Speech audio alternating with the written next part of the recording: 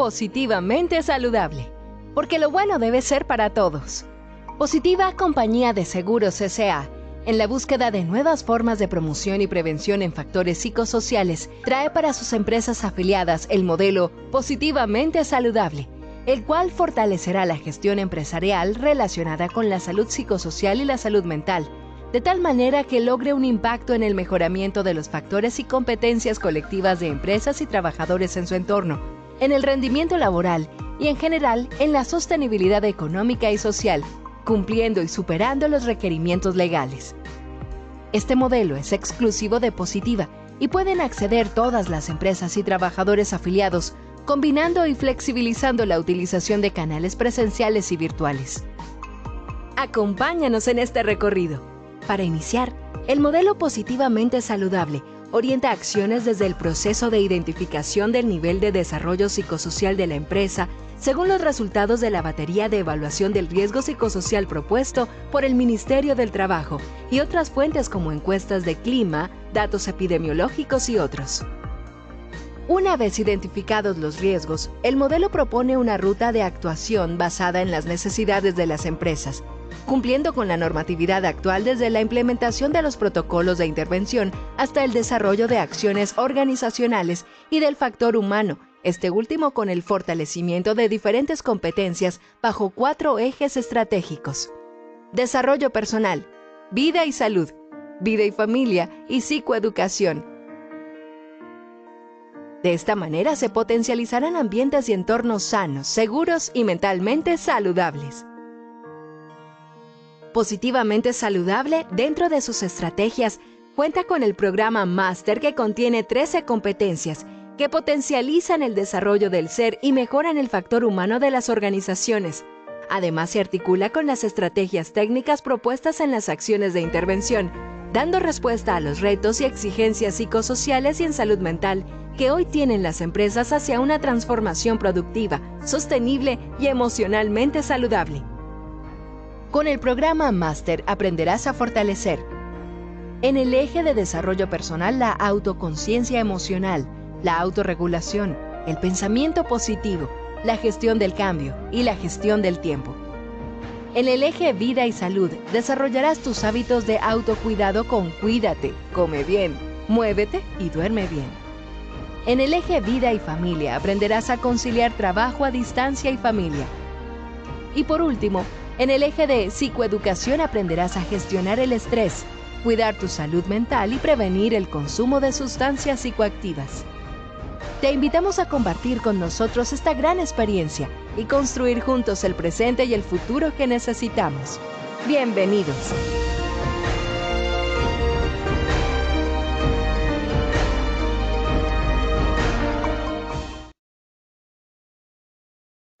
Muy buenos días para todos nuestros asistentes. Reciban un cordial saludo desde Positiva Compañía de Seguros S.A. Soy Wilmer Carrasquilla y les doy la bienvenida a nuestro evento web de la Comunidad Nacional de Conocimiento en Salud Psicosocial. El día de hoy estaremos con nuestra acción educativa titulada Hablemos de las metodologías para la evaluación de los factores de riesgo psicosocial. Para dar inicio a nuestro evento web, quiero darle una muy especial bienvenida a nuestra experta de la comunidad, la doctora Dayana Carolina Lago Felipe. Ella es psicóloga, magíster en gestión humana y desarrollo organizacional. Doctora Dayana, muy pero muy buenos días y bienvenida. Muy buenas tardes, muchísimas gracias a todos por la participación y por la oportunidad de estar con ustedes hoy hablando de diagnóstico y de metodologías de evaluación. Listo, entonces vamos a tener 3 momentos en nuestro webinar de hoy. El primero vamos a hablar un poquito pues, del conceptos claves necesarios a considerar dentro de todo esto que implica el diagnóstico. En un segundo momento vamos a hablar de las fases del diagnóstico y a entrar a revisar qué hay que hacer en cada una, cómo se deben abordar. Recomendaciones también desde la experiencia que he tenido en las aplicaciones de prácticamente, casi que por no decir que todos los sectores, la mayoría, cosas que siempre suceden y que hay que tener presentes. Y en el momento 3, los criterios del diagnóstico, porque entonces normativamente hay unos criterios que no podemos saltarnos, que tenemos que tener en cuenta. Entonces siempre es importante tenerlo presente. Sabemos que la norma nos habla de que hay que evaluar, en algunos puntos es ya mucho más clara, Sin embargo, todavía quedan dudas frente a un marco de acción, digamos, para hacer el diagnóstico todavía no es 100% transparente, no sabemos a veces cómo movernos en ciertas situaciones. Y es importante que pues ustedes tengan argumentos, sobre todo para presentar a la alta dirección de sus organizaciones y presentar sus posturas, presentar su criterio, decir por qué sí determinada cosa o por qué no, y eso pues para poder hacer la evaluación. Y también que puedan tener toda la seguridad del caso para que cuando se presenten ante trabajadores que de pronto puedan tener cierta sensibilización a este tipo de actividades o cierta resistencia, pues ustedes también puedan abordarlos de una forma mucho más, no solo asertiva, sino efectiva, porque al final lo que queremos es que los colaboradores contesten, ¿no? Y que tengamos el registro de esa información. En todo caso, hoy vamos a hablar de todo lo que implica el diagnóstico para que no se les olvide, sé que lo saben, pero a veces se nos olvida que no solamente es la aplicación de los 4 cuestionarios lo que realmente nos da el diagnóstico. Entonces, si hay algún colaborador que definitivamente pues no quiere contestar, no está dentro de este diagnóstico de encuesta, hay otras maneras de valorar a ese trabajador y pues de tener la información frente al perfil de riesgo, y eso también es importante saber. ¿Listo? Entonces, bueno, vamos a arrancar. Les pido un poquito de disculpas que tengo todavía como gripas de hace 2 semanas con estas gripas que están dando. Listo. Primer punto importante, la actual legislación, lo que sabemos de normatividad, nos dice que los factores de riesgo psicosocial comprenden aspectos intralaborales, extralaborales, ¿verdad? Y condiciones individuales. ¿Eso qué quiere decir? No nos podemos quedar únicamente con evaluar uno de los 3, sino que tenemos que hacer triangulación de los 3. Tenemos que saber cómo está el panorama dentro de la organización, tenemos que saber cuáles son los factores de riesgo extralaborales que más están aquejando a la población, pero también las condiciones individuales de cada trabajador, porque eso es lo que realmente nos factores de riesgo intra o extralaborales que están presentes están afectando o no a la población. Y las condiciones individuales, pues no solamente es la encuesta de estrés, o sea, eso es un indicador importante, pero tenemos que tener en cuenta toda la información individual que hay de cada uno de nuestros trabajadores.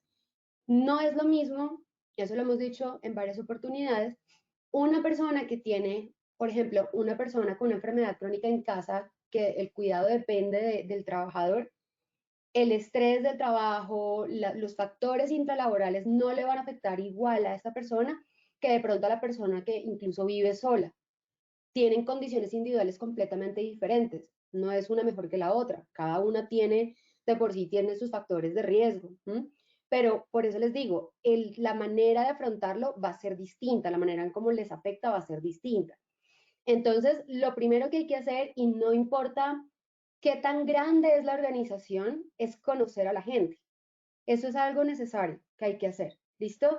No importa la rotación, no importa qué tan grande es la empresa, esos datos tenemos que mirar ya la creatividad de cómo sacamos esa información y cómo la levantamos, pero sí tenemos que saber quiénes están ahí, quiénes son los trabajadores ahí, porque si no, nos vamos a quedar gestionando máquinas humanas.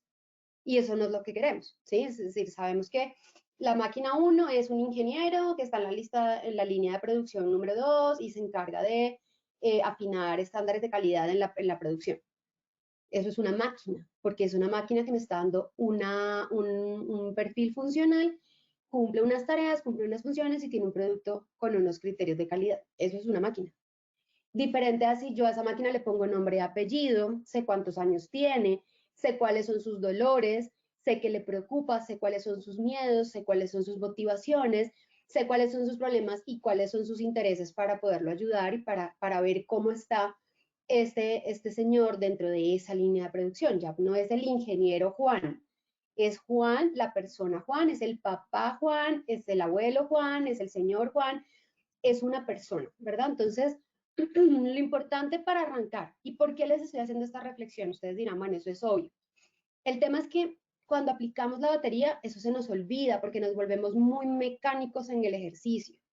Entonces decimos, no, tenemos que aplicar al 100% de la población. Entonces simplemente se les manda una citación y las organizaciones que afortunadamente tienen la posibilidad de ser un poco como más exigentes en cuanto a eso por determinado perfil operativo de los trabajadores, que es una realidad, es más fácil tener el 100% si ustedes comparan. De hecho, las empresas cuyos colaboradores están más en nivel operativo asistencial versus los que están más en forma A, por ejemplo, de los cuestionarios de aplicación, profesionales, directivos y demás, la participación siempre va a ser de mayor cobertura en esta población porque de alguna manera la disciplina se cumple mejor en cuanto a este tipo de actividades en esas poblaciones, sin entrar, digamos, a juzgar o a criterios pues, de prejuicios en cuanto a eso, ¿no?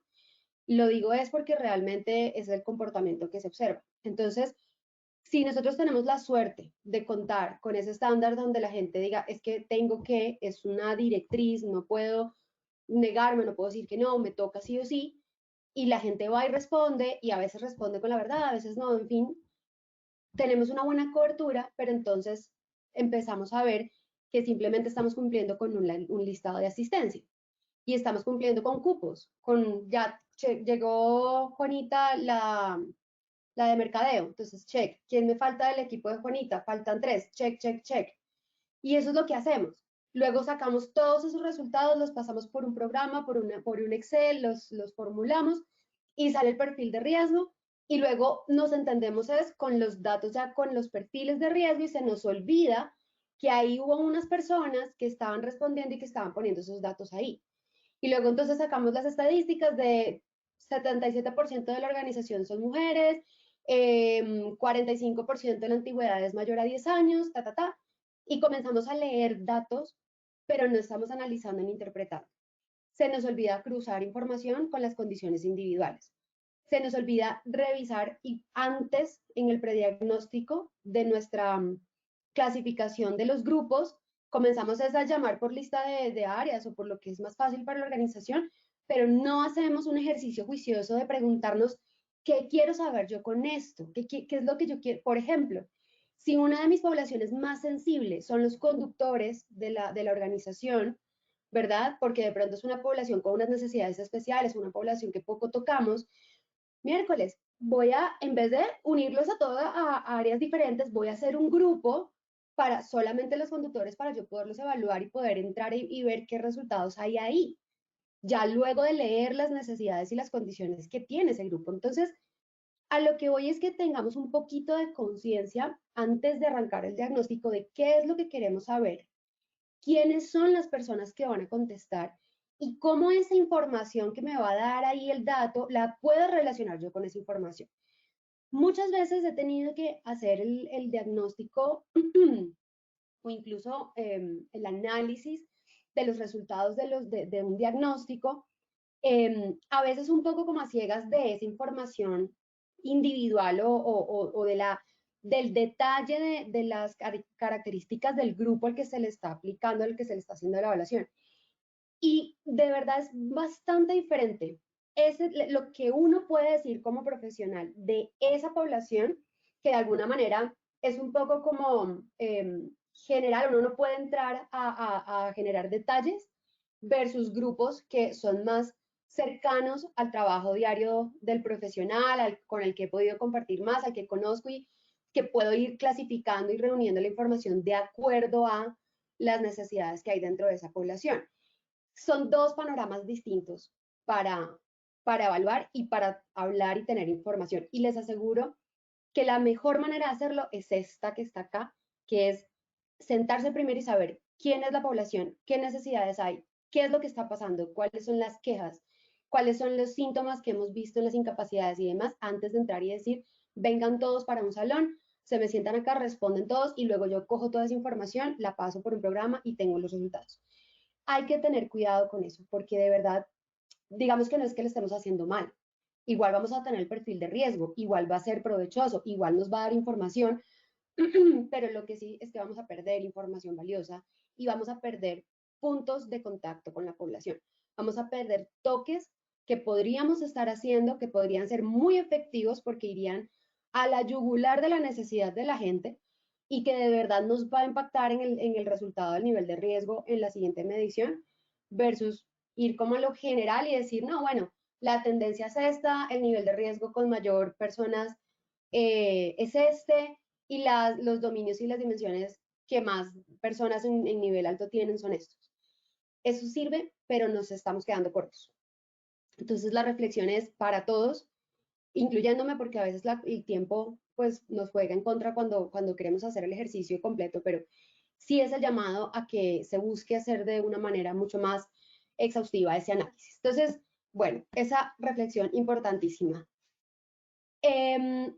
Comprenden aspectos entonces intra, extra e individuales, y muy importante, sí tiene en cuenta y sí está dado por las percepciones y las experiencias que influyen en la salud, en el desempeño, en la productividad de las personas. Ahora, no significa, y esto tiene que ser clarísimo, que sea subjetivo, no es una encuesta. Hay diferencias y se los digo porque lo he escuchado muchas veces.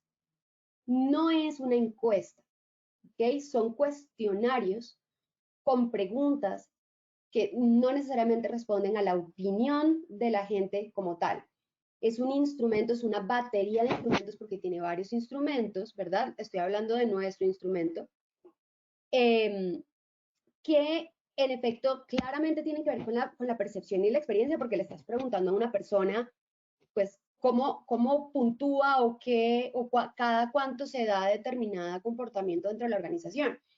Pero es una medición que se da en términos de frecuencia de ocurrencia de eventos, que se está preguntando por hechos objetivos que la gente no puede de alguna manera como ver qué es lo que me parece a mí, sino realmente qué es lo que está pasando. Usted está observando esto está pasando, ¿cuántas veces? Algunas veces, la mayoría del tiempo. Eso hace que esas percepciones, y cuando además son compartidas por más personas que están respondiendo, dejan de ser o de tener esa carga subjetiva y se convierten en una percepción, si lo queremos decir así, compartida y por lo tanto es objetiva. En términos de frecuencia, de ocurrencia, de eventos, de comportamientos o de condiciones que se están dando actualmente en la organización. Miren, si yo le pregunto a una persona, ¿usted recibe su salario puntualmente el día de pago cada mes? Algunas veces, frecuentemente, casi nunca, nunca lo recibo. La persona no va a decir, mi opinión es que algunas veces sí.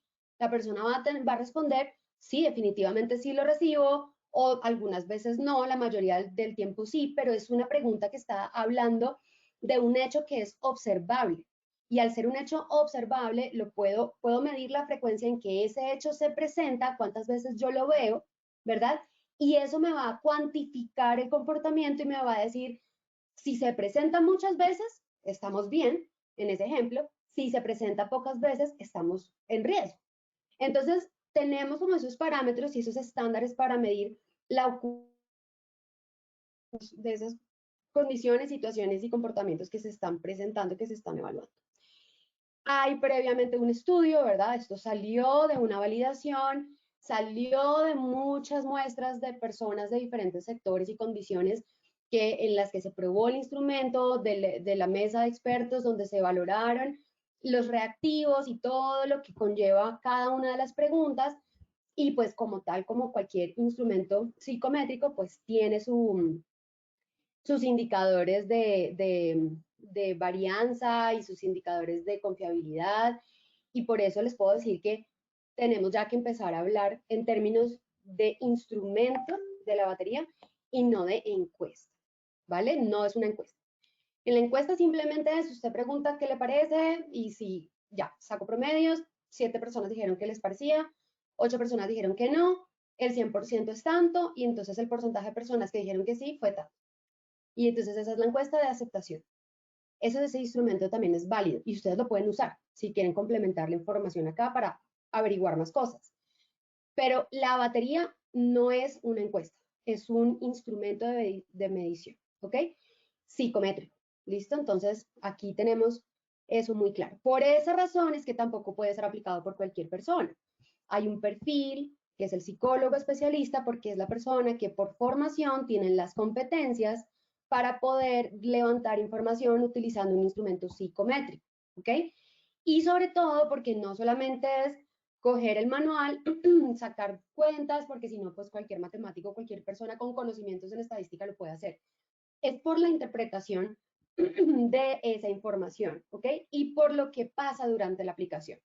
Porque todo desde que uno arranca, desde la palabra mágica de este mes medimos riesgo psicosocial, desde ahí toda la compañía se pone así y empieza, ya van a empezar a preguntarnos lo mismo, ya hace cuánto fue que midieron eso y no ha pasado nada, o están los que dicen, eso es para que gestión humana empiece a ver cuáles son los jefes que no sirven y a echarlos, todo eso pasa. Entonces, entra toda la organización como en un estado y están también los que no les importa para nada el instrumento, pero en la mayoría siempre está esa reacción preventiva como de qué va a pasar ahora y por qué no otra vez y esto que es el instrumento todo largo y ta, ta, ta. Entonces, el psicólogo pues tiene la capacidad de desde ese momento comenzar a observar y comenzar a recoger toda esa información, los comentarios, el comportamiento de la gente ante el instrumento, eh, hablar con las personas y darse cuenta de cuáles son las situaciones de pronto más sensibles y eso todo se va recogiendo para comenzar luego cuando lleguen los datos a hacer esos análisis y esas interpretaciones. Que si usted es un psicólogo que pertenece a esa organización, pues le va a quedar mucho incluso más enriquecido, más fácil ese tipo de acercamientos a la población porque tienen el día a día con la población. Entonces uno ya sabe, no, es que el área tal tiene estos problemas, estas condiciones y es por eso que están respondiendo así. No, es que fulanita tal tiene unos rasgos de personalidad y unas condiciones individuales que por eso tiene esa percepción. Y comienza uno como a entender. Entonces, no se les olvide que en nuestro instrumento, porque cada país pues tiene instrumentos diferentes, en España, por ejemplo, se utiliza el FCICO, que de paso les digo si lo quieren utilizar como refuerzo o como para ahondar en información, es un instrumento muy fácil de aplicar, hay un software que incluso se puede descargar y si bien no es como el que vale dentro del diagnóstico para nosotros, es un muy buen instrumento de apoyo para averiguar, pues para ver de pronto monitorear cómo se está comportando el riesgo a manera de línea de base, aparte de la batería. Pero en general, los instrumentos lo que buscan es evaluar condiciones internas de la organización del trabajo, condiciones de la vida de la persona, del contexto, de la vida familiar y condiciones de su salud individual. Normalmente, digamos que en términos generales, este es el patrón y esto es lo que se respeta en general. El instrumento nuestro, entonces, ustedes saben que tiene los factores intralaborales, el cuestionario psicosocial extralaboral, recuerden que viene en forma A y forma B, recuerden que la forma A viene para ser respondida por personal que está en un nivel de cargo profesional, directivo, con personal a cargo, coordinadores, supervisores, ese tipo de cargos, ¿ok? Y está luego la forma B, que está redactada las preguntas y las condiciones que se evalúan están dadas para personal que trabaja en cargos operativos, asistenciales, y esa razón es porque en efecto se preguntan por condiciones de riesgo que son propias de esos niveles de cargo y en el otro propias del otro nivel de cargo, ¿sí? Ahora, ustedes me dicen, no, que es que yo tengo un operario, pero que el operario tiene personal a cargo. Entonces, las personas con personal a cargo van a responder la forma A. ¿Listo? Entonces, ahí es donde ustedes como empresa tienen que no simplemente hacer la asignación sin entrar a interpretar, sino ponerse ya de acuerdo y ver quiénes son A, quiénes son B y hacer ese ejercicio de clasificación muy juicioso antes de. ¿Listo? Por ejemplo, los contratistas que ustedes vayan a evaluar, es importante evaluarlos, pero pues ya deben revisar de acuerdo al tipo de contrato que cumplen y a las funciones si pertenecen a la forma A o pertenecen a la forma B. Entonces, es más una clasificación que se da no solamente por el cargo, porque al final el nombre del cargo, pues uno se puede inventar, ¿cierto? El nombre de cargo como que hasta a veces dice mucho, a veces no dice nada. Es más por la función que se desempeña, ¿ok? Es por el rol, porque cada rol tiene unas actividades, unas funciones y eso es lo que pone el riesgo. Entonces es ahí donde tenemos que ver si evaluamos forma A o forma B. Entonces, por ejemplo, el grado de responsabilidad, las decisiones que se toman, si se maneja plata, si se tienen condiciones que implican una responsabilidad emocional importante también. Entonces, ahí las funciones nos hablan y nos dicen que entonces es la forma A. Eso se los digo es para que también seamos críticos. Yo lo que les estoy tratando de decir y con lo que yo quiero que se vayan hoy es que el ejercicio de diagnóstico no lo podemos hacer mecánicamente, no podemos seguir como un ritual que se nos volvió hábito, como que ya son los mismos 6, 5 pasos y vamos cumpliendo y como que ya salió y ya están los resultados. No, sino que es un proceso dinámico, complejo, que siempre va cambiando, cambia la población, cambia el diagnóstico, cambia la manera de hacer diagnóstico, cambia la cultura de la organización, tiene que cambiar la forma de hacer diagnóstico, ¿sí? Porque va al contexto, pues va teniendo nuevas cosas que revisar. Entonces hay que ser críticos, muy críticos en eso. Entonces los contratistas, por ejemplo, revisemos. Normalmente los contratistas suelen ser formados porque normalmente son del lado administrativo, porque normalmente tienen personal a cargo, porque responden por situaciones o cosas de mucho valor y porque, bueno, tienen, digamos, como esas características más hacia la forma, pero ya ahí es a ustedes a criterio revisar. Luego está el cuestionario de estrés. El cuestionario de estrés es el que nos da pues el nivel de estrés que tiene la población y ese es uno de los que necesitamos sí o sí sacar individualmente. Sé que el diagnóstico debe ser grupal, nos debemos concentrar en los grupos de acción psicosocial, que es la generalidad en las áreas, pero no podemos dejar a la gente tampoco de lado. Entonces, es bueno chequear, tener una gráfica donde nosotros podamos ver las personas, si la compañía es muy grande, pues hay que ver modelos de estadística que nos permitan esa información más rápido y más dinámico, pero en términos generales tener como visualmente mapeado cómo está la gente individualmente en estrés, quiénes son las personas que están en estrés controlado, sin riesgo, quiénes son los que tienen un riesgo muy alto, los que ya están teniendo síntomas, y eso correlacionarlo, por ejemplo, con sus condiciones de salud, con el último reporte de los exámenes periódicos ocupacionales, con los ausentismos, con el índice de ausentismo, con las incapacidades, todo eso nos da información. ¿Listo? Es entonces el cuestionario de estrés sería chévere que hicieran como una parte, además de todo lo demás, para trabajar ese tema del estrés. Las entrevistas psicosociales individuales y los grupos focales y bueno, el análisis de puesto de trabajo son los otros cuadernillos o instrumentos que trae la batería, por eso se llama batería, porque son varios instrumentos o es un set de muchas cosas que le dan a una información. Las entrevistas psicosociales son muy chéveres porque realmente nos permiten a nosotros entrar a indagar más en información y poder saber cosas como del dominio del liderazgo o del dominio de control sobre el trabajo, o del dominio de demandas, poder saber cómo se están dando esas condiciones dentro de la población que en la batería nos están puntuando en riesgo muy alto, por ejemplo. ¿Qué es lo que está pasando allí? Entonces uno prepara como un pool de entrevistas que sea fácil de practicar, personas puede ser aleatorio, por voluntarios, como ustedes lo quieran hacer, ¿verdad? Casi que hasta por teléfono, con las personas que están en remoto, pero que ustedes puedan recoger esa información que nos permita definir cuáles son las fuentes que realmente nos están generando el riesgo. Que tenemos un 70% de población en riesgo muy alto en demandas cuantitativas del trabajo.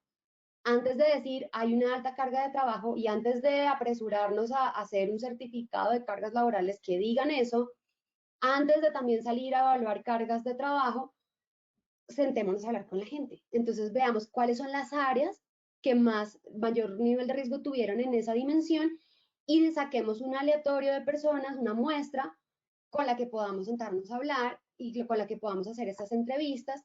Y lo mismo, tiene su cuadernillo, tiene sus tablas para sacar los valores, me permite un dato cuantitativo, pero también me da un dato cualitativo. Y en lo cualitativo, ¿yo qué busco? Discurso de la gente, coherencia en el discurso, coherencia en el pensamiento, ejemplos, situaciones puntuales en las que se ha presentado, ¿verdad? Empiezo a objetivizar, empiezo a pedirle a la persona que sea más descriptiva. Es que es muy terrible. ¿Qué significa para ti ser muy terrible? No, pues que imagínese, yo salgo a las 10 de la noche todo el tiempo, todos los días. Listo. ¿Cuántas veces a la semana pasada saliste a las 10 de la noche? Ah, no, bueno, la semana pasada pues solo me tocó el jueves, pero porque es que mi jefe estaba de vacaciones. Y uno comienza y va indagando y va entrando y eso le va dando una información para tener un panorama mucho más claro de esas variables o de esas dimensiones que están saliendo con riesgo muy alto. No es un ejercicio fácil ni es un ejercicio breve. Tenemos que sacar el diagnóstico en un mes. Fantástico. Saquen su diagnóstico con los cuestionarios en un mes, pero tómense el tiempo para igual profundizar y revisar causas antes de proponer un plan de acción. ¿Listo? No hay peor afán que el que de verdad nos lleva a que lo que hagamos no sea efectivo. O sea, eso es, como dicen las abuelitas, y eso ya se los he dicho varias veces, es, mijo, vaya despacio que tengo afán. Entonces, es eso. Listo, sacamos nuestros cuestionarios, que eso lo podemos hacer en ese tiempo, pero concentrémonos luego en hacer una gestión de profundización bien hecha para poder saber a dónde es que tenemos que ir a atinarle con las acciones de prevención. Y los grupos focales, si la población es muy grande y las entrevistas no son una opción, por ejemplo, o vamos a entrevistar solo a los cargos críticos, que eso también es una decisión, ¿verdad? Y los grupos focales ya los podemos hacer con más personal. Preparen entonces ambos, entrevistas psicosociales y grupos focales, donde lo mismo, el objetivo va a ser el mismo, donde ustedes puedan entrar a revisar la lupa del diagnóstico. No solamente es para hacer lupa de diagnóstico. Si a mitad de año ustedes ya han hecho unas acciones de intervención, ya pasaron por nuestro programa máster, ya tienen desarrolladas las competencias en los grupos donde estaban en alto riesgo, ¿verdad? Y ustedes quieren saber cómo va la población o qué ha cambiado, qué ha pasado, pueden igual apoyarse en esos instrumentos para hacer un rastreo y para ir viendo un monitoreo de cómo va la cosa después de la intervención, aun cuando pues ya tengan su tiempo definido para el siguiente diagnóstico, pero van haciendo monitoreos y van revisando cómo van. ¿Listo? Bien, instrumentos de profundización, entonces está la guía de análisis de puesto de trabajo, las entrevistas semiestructuradas son semiestructuradas porque te permiten a ti ir indagando e ir llevando la entrevista hacia la profundización que se necesita, ¿ok? Y los grupos focales de riesgo intralaboral. Recuerden que trabajamos con dimensiones y dominios, recuerden que los dominios son los grandes, las dimensiones son los componentes que están dentro del dominio. Entonces, todos son variables que dependen, ¿verdad? No del entrevistador ni del que está controlando el diagnóstico, sino del contexto en el que está la persona inmersa, ¿sí? Por lo tanto, todo toca tenerlo siempre dentro del análisis como variables independientes, que no son susceptibles a ser intervenidas únicamente por el entrevistador o por el psicólogo que está haciendo la aplicación de la encuesta o las personas que están en seguridad y salud en el trabajo, sino que estos son variables que pues dependen de muchos factores y son multicausales y multifactoriales. Y eso hay que tenerlo en cuenta porque asimismo debe ser el análisis de esa información. Por ejemplo, en nuestro ejemplo de demandas cuantitativas, la carga no solamente depende del jefe o del área donde está la persona. No solamente depende de gestión humana cuando asigna trabajo o revisa las evaluaciones de desempeño o pone las metas junto con el jefe de área, ¿verdad? Depende de la situación de negocio, depende de las contrataciones, depende del contexto en donde está la compañía, depende de las demandas que está teniendo la compañía en términos de productos y servicios por parte de los clientes, ¿verdad? Que tanta demanda hay, se ha incrementado la demanda y nuestras manos no dan para la oferta, obviamente va a haber un desequilibrio. Entonces, algunas pueden ser buenas, positivas, que nos generan motivación o cuando que nos sentimos reventados, y otras al contrario, nos sentimos frustrados, desanimados, trabajamos mucho, pero ganamos poco o hay poco valor en lo que hacemos. Entonces, esos análisis hay que hacerlos, no nos podemos quedar con lo cuantitativo únicamente. Dimensiones, son las agrupaciones de las condiciones psicosociales, que es lo que nosotros debemos entrar a revisar. Cada dimensión tiene un deber ser y su contraparte, y es lo que pasa cuando hay riesgo. ¿Listo? Entonces, si ustedes ven la tablita, ya las vamos a revisar acá. Ah, bueno, pero acá está solamente los nombres de las dimensiones. Cuando ustedes en el manual busquen esta tabla, les va a salir además de esta otra más grande, donde tienen por un lado la definición, pero también el deber ser. O sea, es factor protector, por ejemplo, o se da en condiciones favorables, ¿cuándo? Y es fuente de riesgo, ¿cuándo? Es factor de riesgo, ¿cuándo? ¿Por qué? Porque el factor psicosocial puede ser factor protector o puede ser factor de riesgo. ¿Sí? ¿Qué pasa cuando es factor protector? Resulta que se convierte en una palanca que me jalona los demás factores, incluso los de riesgo, que de alguna manera es como el propósito, el motivo, el sentido, es lo positivo, es la luz dentro de la oscuridad, si lo quieren ver de esa forma. ¿Sí? Pero como ese está bien, entonces ese nos da un poquito más de luz dentro de los que no se están dando como es, como debería ser. Y son entonces nuestras palancas de cambio. Ahí es donde podemos ver, listo, en qué nos vamos, cuál va a ser nuestro movilizador cuando comencemos a generar cambios para las otras acciones y para las otras condiciones de riesgo. ¿Listo? Entonces, cosas como, por ejemplo, la característica del liderazgo. Eso puede ser una palanca espectacular si se está dando en buen nivel dentro del grupo, ¿sí? Si es una de las más bajitas, quiere decir que la gente pues se siente bien con el liderazgo, no lo consideran un factor de riesgo, está cumpliendo sus características, digamos, adecuadas. Y si lo contrasto con clima, y en efecto en clima también tienen una muy buena calificación con las características de los líderes, quiere decir que yo ahí tengo una muy buena alianza, porque entonces hay credibilidad a los líderes, hay confianza con los líderes, hay vínculo, hay cohesión con los líderes, y eso me permite a mí que los líderes se vuelvan un vehículo de mensajes, un vehículo de confianza, que se vuelvan promotores del estrés positivo y de la salud mental, por ejemplo. Los puedo traer a ser promotores de ciertas campañas que queremos que pasen. Es decir, utilicemos esos factores que están bien también. Reflexión, no todo lo que está en la batería que nosotros rescatamos son los niveles de riesgo. Rescatemos también lo que está funcionando, lo que está muy bien, lo que está en niveles muy bajitos, y sobre eso también hagamos profundización. Entonces salió bajito características de liderazgo. ¿Qué es lo que a usted más le gusta a los líderes de la organización? Y ya con esa información ustedes van teniendo más y más datos para que puedan apalancarse de ahí a las acciones de mejora y de intervención, de prevención, de promoción de la salud, de buenas prácticas, porque eso también hay que hacerlo. Acuérdense que trabajamos desde la prevención. Entonces tenemos demandas del trabajo, control, liderazgo, relaciones sociales y recompensas por el lado intralaboral. Y por el lado extralaboral tenemos tiempo fuera del trabajo, que es una de las más sensibles, difíciles y las que más puntúa, sobre todo en nuestras ciudades grandes dentro del país, relaciones familiares, comunicación y relaciones interpersonales, situación económica del grupo familiar, características de la vivienda y el entorno, influencia del entorno extra sobre el trabajo, que se repite tanto en un lado como en el otro, y desplazamiento, vivienda, trabajo-vivienda, que también es otra de las que sale muy fuerte normalmente. ¿Qué hacemos entonces con extralaboral? Y ya lo hemos hablado en otros contextos. Extralaboral no puede quedarse solamente en buenas prácticas, ni puede quedarse solamente en los programas como de descuentos o de apoyos que podemos dar para que la gente esté mejor. Eso lo hacemos si de verdad no conocemos a la población a profundidad o a las condiciones individuales, porque salió el dato. Entonces, situación económica del grupo familiar. Ah, no, la gente necesita más platica o la gente está teniendo problemas en la familia por la plata. Entonces, ¿qué podemos hacer? No, pues nada, porque no podemos subir salarios. Entonces ayudémoslos con créditos, traigamos a los bancos para que los bancos hagan una feria y entonces que la gente pueda acceder a créditos con mejores tasas de interés.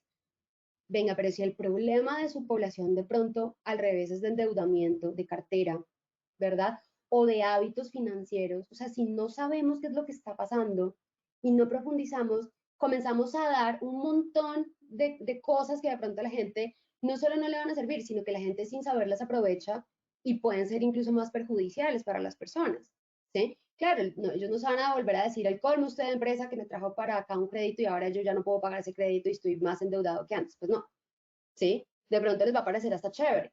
Pero el tema es que psicológicamente hablando, el comportamiento que se está generando no es sustentable y no es sostenible. Y estamos teniendo malos hábitos, estamos teniendo ya dificultades a nivel de salud mental que pueden estar allí, que son las que me llevan a tener esos hábitos financieros muy pobres y me están impactando este indicador. Por ejemplo, ¿qué hay que hacer? Hay que clasificar a la población, hay que empezar a abrir grupos y a ver este grupo que le pasó. Estas personas que más me puntuaron acá, ¿quiénes son? Oiga, nómina, venga, hábleme del perfil de estas personas. ¿Quiénes son? ¿Cuántos de estos tienen créditos? ¿Cuántos de estos ustedes están haciendo métodos de ahorro, por ejemplo, con el fondo?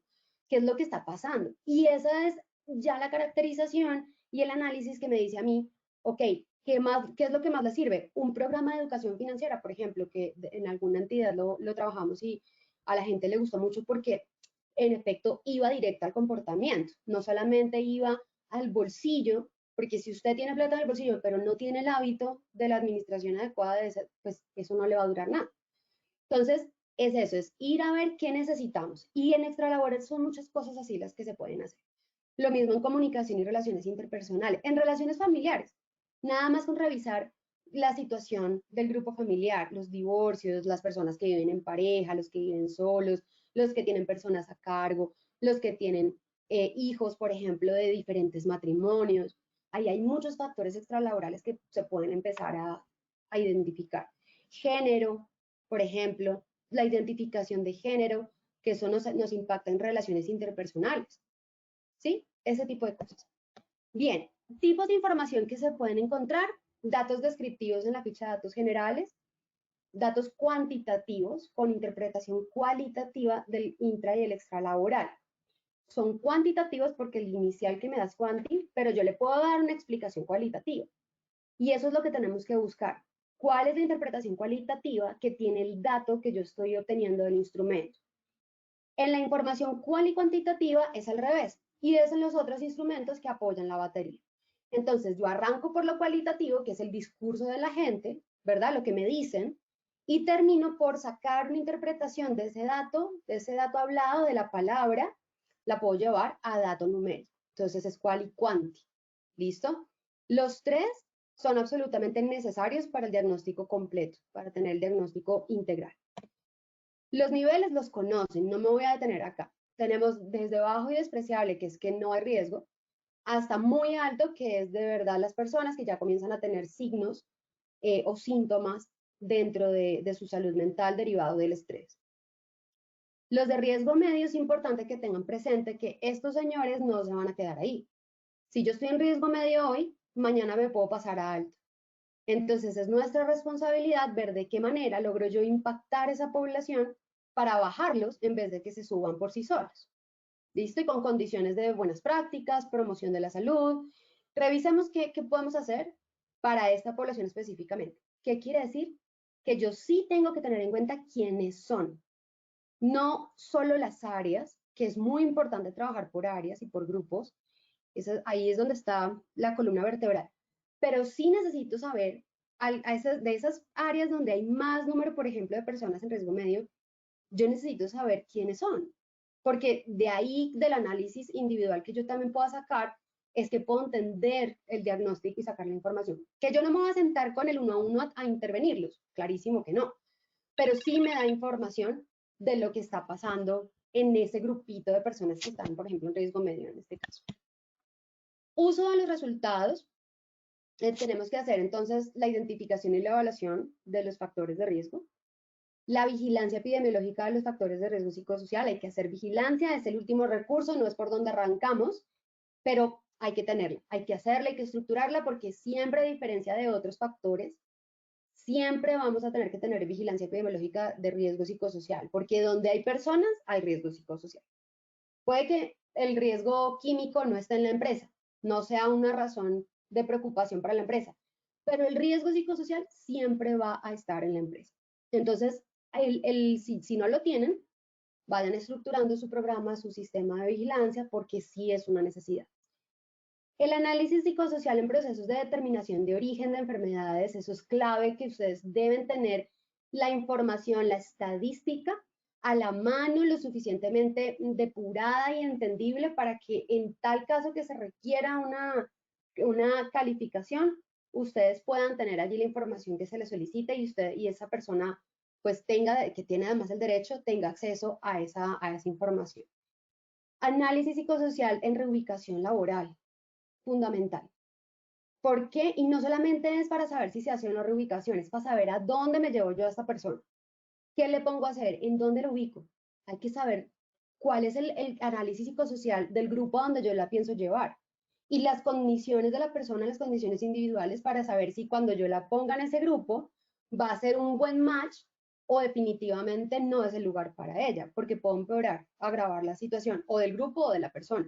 Y esto sí les digo que es de lo que menos atención le ponen en las empresas. Y a veces uno, si es el psicólogo que lleva los casos de psicosocial de la empresa, es el último en enterarse de que hubo una reubicación y fulanita tal está en tal área. Y a veces es el mismo consultante el que termina por informarle a uno, no, es que como me cambiaron de área, doctora, y no, ¿verdad? ¿Y dónde estás ahora? No, pues imagínese, me pusieron por allá en archivo desde la semana pasada.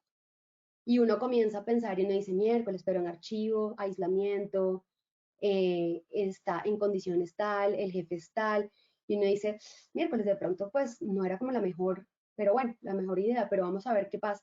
Y ahí es donde empieza uno a contener.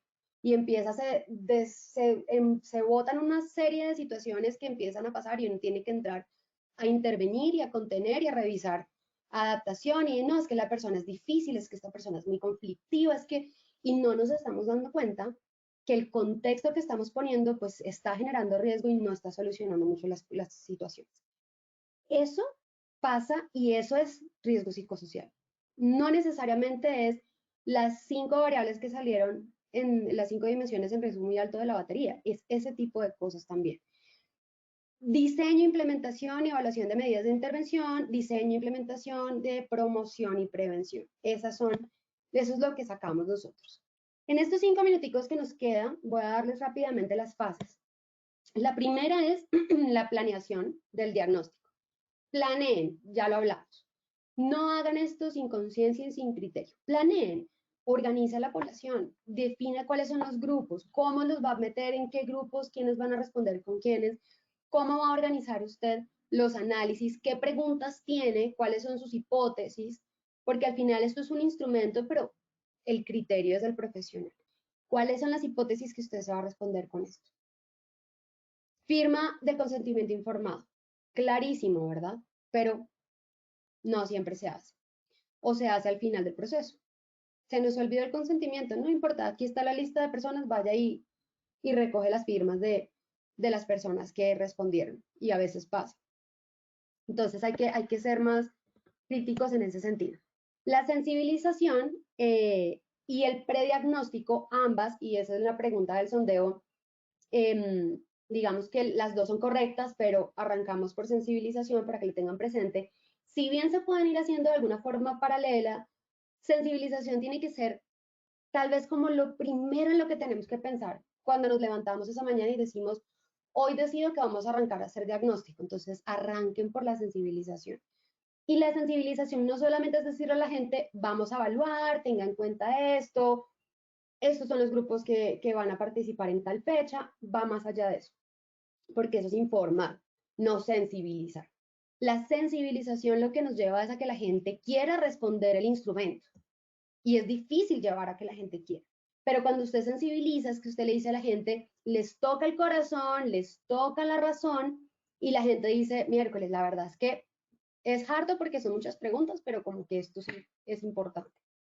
Entonces la sensibilización se hace con datos, con victorias tempranas o victorias, no solo tempranas, de lo que se ha hecho, cómo lo que usted responde acá sí ha rendido frutos, las actividades que hemos sacado adelante, testimonios de personas donde han tenido intervención psicosocial que ya se sienten mejor y que ya han estado mejor, que han sido parte de las actividades de riesgo psicosocial gracias al instrumento.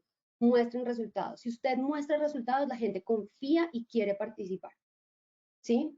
Explicar la confidencialidad Distinto que sea confidencial a que sea anónimo, y eso tiene que ser claro porque la gente piensa que ¿por qué preguntan mi nombre si es que esto es confidencial? Claro, es confidencial porque su nombre no va a salir reflejado en ninguna parte y los datos que vamos a dar no van a ser los suyos. Esto tiene un proceso donde el análisis se hace a nivel grupal y lo que se va a dar a conocer es una generalidad del perfil, pero no puede ser anónimo donde no conozcamos su nombre porque de verdad el día donde salga algo que yo necesite reportarle a usted, donde yo identifique en el diagnóstico que de verdad hay una sintomatología que es recurrente, que está impactando, donde sus incapacidades son en relación con el diagnóstico pueden estar relacionadas con sus condiciones laborales y hay que entrar a trabajar con usted y su jefe, pues yo necesito saber quién es usted. Entonces, hay que saber quién es la gente, pero nosotros ya tendremos la responsabilidad de no divulgar esa información y de usarla responsablemente. Y la gente tiene que confiar en eso. ¿Cómo confían? Demostrándoles que en efecto se está dando un buen manejo a los datos y a la identidad de las personas. ¿Listo? Eso es lo que hay que hacer ahí. La fase prediagnóstica, que se puede ir haciendo como en paralelo con la sensibilización, es donde nosotros hacemos todo este análisis del por qué vamos a hacer lo que vamos a hacer. La matriz de peligros tenemos que tenerla en cuenta, las políticas que hay, los perfiles de condiciones de salud, el perfil sociodemográfico para yo saber quién es mi población, ¿sí? Cuáles son, lo que hablábamos al principio, cuáles son los dolores que más se presentan o cuáles son las cosas positivas o lo que más les gusta acá de trabajar acá. Los índices de ausentismo, los indicadores de los programas de bienestar y hay algo muy importante, acá les queda a ustedes la lista para que lo tengan en cuenta, y son los informes de las entrevistas de retiro, porque muchas veces la gente cuando ya se va es donde decide contar todo y donde deciden, aunque no lo digan textualmente, uno puede ya comenzar a darse cuenta que pues en efecto habían situaciones que pues la persona no denunció, no comentó y que pueden estar afectando a la población también de ese grupo del que la persona sale. Algunas personas te van a decir, no, me voy porque me salió una mejor oportunidad. Y ahí es donde están nuestras preguntas de la entrevista, porque no nos debemos quedar con, bueno, listo, entonces que le vaya bien, sino, venga, pero antes de irse, queremos su feedback. Cuéntenos cómo le pareció el liderazgo de su jefe, cómo le pareció la carga laboral, y les hacemos todas casi que las preguntas de las entrevistas de psicosocial, pero ya aplicadas desde el retiro. ¿Qué cambiaría? ¿Cuáles fueron los factores psicosociales que usted vio como en buen estado protectores? Ese tipo de cosas que las personas nos den esa información, eso es clave. En la aplicación de instrumentos ya se aplican los cuestionarios, ¿verdad? En la tabulación y obtención de resultados hacemos el cruce con eso que recogimos en el prediagnóstico y con lo que sale en la batería para poder hacer el análisis de la información y si es necesario aplicamos en la profundización diagnóstica, aplicamos esos otros instrumentos para recoger más información. ¿Listo? El análisis de resultados, que entonces hacemos esa triangulación, vemos a la luz de los datos sociodemográficos cómo se comportó el riesgo, cuáles son los grupos más sensibles y aquí es donde viene la definición de grupos de acción psicosocial. Y aquí en el diagnóstico, en el análisis, es donde decimos, listo, mi población se tiene que categorizar, porque además tengo que intervenir prioritariamente unos grupos versus otros. Entonces comienzo a tener esos que son de acción prioritaria, porque son los que tienen un nivel de riesgo muy alto, ¿verdad? Los que son ya de acción preventiva, porque están en riesgo alto y es importante atenderlos, pueden estar en riesgo medio también. Los que están en grupo 3, que son los que les están bien, no tienen riesgo, y podemos trabajar con ellos buenas prácticas. Entonces, hacer profundizaciones ahí. Las actividades con ellos no son solo de promoción de la salud. Las actividades con ellos son para que nosotros rescatemos de esos grupos qué se está haciendo bien, sentarnos con ellos y venga, ¿cómo se está haciendo aquí el feedback? ¿Cómo hace su jefe la retroalimentación? Él hace esto, ay, oye, ¿y les ha gustado? Sí, funciona, sí. Venga, probemos, repliquémosla en este otro grupo a ver si funciona igual. Y si se comporta igual, quiere decir que tenemos una buena práctica que podemos comenzar a institucionalizar y a replicar en todas las otras áreas. Y eso es bueno. Entonces, fíjense cómo de los grupos que están bien, también hay trabajo. Es más, ahí debería estar el fuerte del trabajo. Concentrarnos en lo que sí funciona. para replicarlo y empezar a permear y a pintar un poquito más de verde todo el perfil. Y en el cuarto, que es nuestro foco ya como en última instancia de priorización, dentro de lo que es el ejercicio preventivo, pero igual debemos tenerlo ahí como paralelo porque es una atención obligatoria que, mejor dicho, por el corazón de psicólogos sabemos que tenemos que entrar a revisar qué pasa con las personas que se sienten mal. Y eso tenemos que entrar allí y vigilarlos, monitorearlos, atenderlos, hacer lo que ellos necesiten para esto. Finalmente, tenemos el plan de acción y en el plan de acción hacemos un plan para cada uno de los grupos y con eso ya tenemos la socialización. No socialicemos resultados sin tener el plan, porque a un líder de grupo tenemos que llegarle con el panorama, pero también decirle, ojo que esto tiene solución, nosotros lo vamos a llevar por el camino y esto es lo que vamos a hacer para llevarlo por el camino. Y ese plan, si ustedes me han seguido en lo que hemos hablado últimamente, tiene que tener sí o sí indicadores. Mi indicador no puede ser únicamente la batería que lo mido dependiendo del nivel de riesgo, un año, cada 2 años. No puede ser eso, tiene que ser en efecto algo que me permita a mí monitorear. Por eso podemos utilizar otros instrumentos. Instrumentos dependiendo de la habilidad que yo estoy trabajando. Si estoy trabajando comunicación, puedo tener instrumentos del estilo de comunicación. Si estoy trabajando características de liderazgo, puedo tener instrumentos que me miden el estilo de liderazgo. Pero vamos completando esa información dentro del plan. Listo, para cerrar, los criterios. La idoneidad, ya lo hablamos, los psicólogos con posgrado en salud ocupacional, por lo que ya les expliqué. La confidencialidad de la información, que ya se las expliqué, por qué tiene que ser confidencial y no puede ser anónimo. Y los psicólogos, teniendo en cuenta la ley 1090 del 2006, que es nuestra ley de psicólogos, sí o sí obligados a guardar esa confidencialidad, no importa el contexto, aun cuando sea el director, el líder, el jefe de la persona, se guarda la información, la reserva es importante.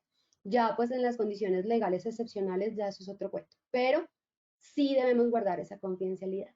El consentimiento, ojo, es libre. La gente no está obligada a responder esto, por eso la sensibilización es clave. Debe ser informado. No es tome la hoja y firme. No, venga, siéntese a leérselo a la persona si es que la persona de pronto no tiene una comprensión de lectura muy amplia o le cuesta mucho porque, pues, por su nivel de alfabetización o de escolaridad. Eso puede pasar, pero entonces tómese el trabajo de explicarle a la persona paso por paso qué dice ahí. No seamos como lo que más criticamos y lo que más odiamos cuando llegamos a ser atendidos, por ejemplo, en una EPS o en un centro de atención. O sea, realmente seamos dolientes de esto y estemos cerca de la gente y sentémonos de corazón a trabajar con la gente. Lo que estamos haciendo aquí no es un requisito ni un trámite. Es algo que a nosotros nos está dando información para mejorar la salud de la gente. Y esa es nuestra razón de ser, entonces hagámoslo de esa forma.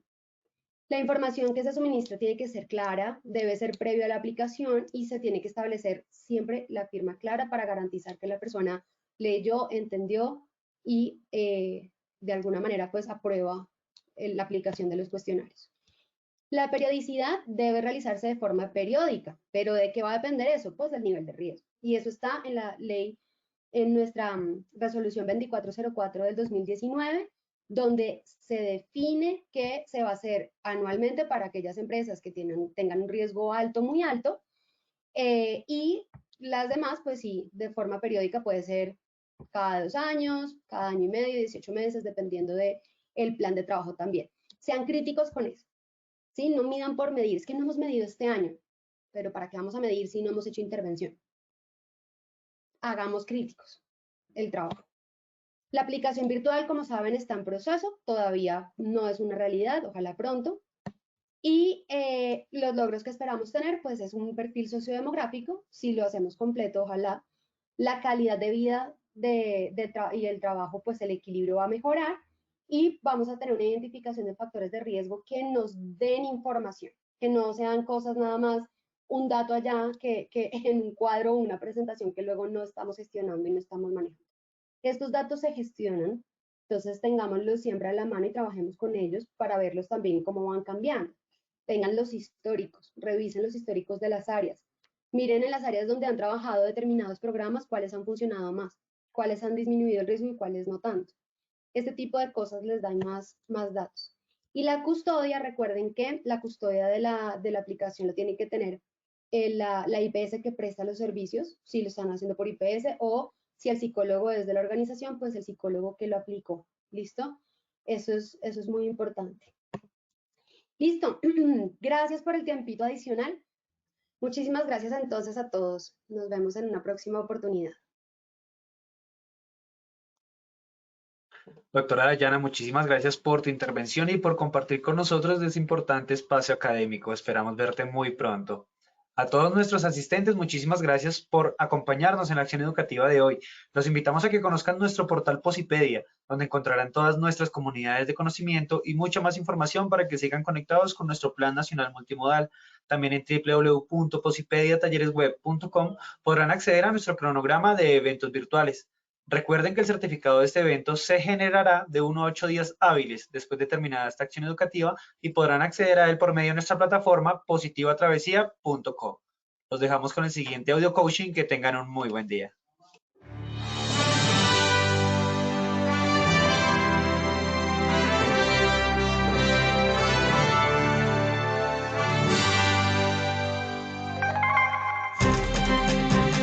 Bienvenidos. A partir de ahora dispongan cada uno de sus sentidos para vivir y disfrutar las experiencias sonoras de Positiva Educa.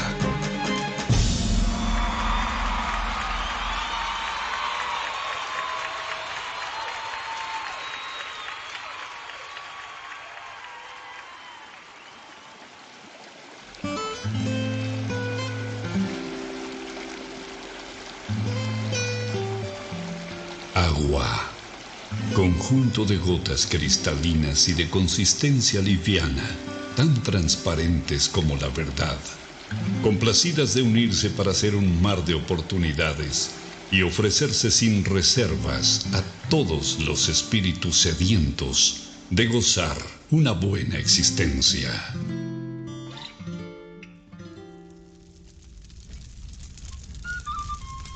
Fuego. Luminosidad calórica que abraza los corazones de todo aquel que se ilusiona, emprende, ama, anhela y lucha hasta cumplir cada uno de sus sueños. Aire, el reconfortante aliento que exhala Dios sobre nosotros en cada despertar, alentando nuestro andar para hacernos comprender que vivir es más que respirar. Vacío es todo aquello que estamos llamados a rebosar del infinito amor que existe dentro del universo que somos cada uno de nosotros. Deberíamos vivir más natural que materialmente para unirnos y ver el horizonte más claro, y así no encontremos toda la felicidad. Por lo menos descubriríamos el camino. Procuremos ser como el agua, transparentes, livianos a la hora de tratar a los demás y ofrezcámonos sin reservas al momento de servir y ayudar a quien nos necesita.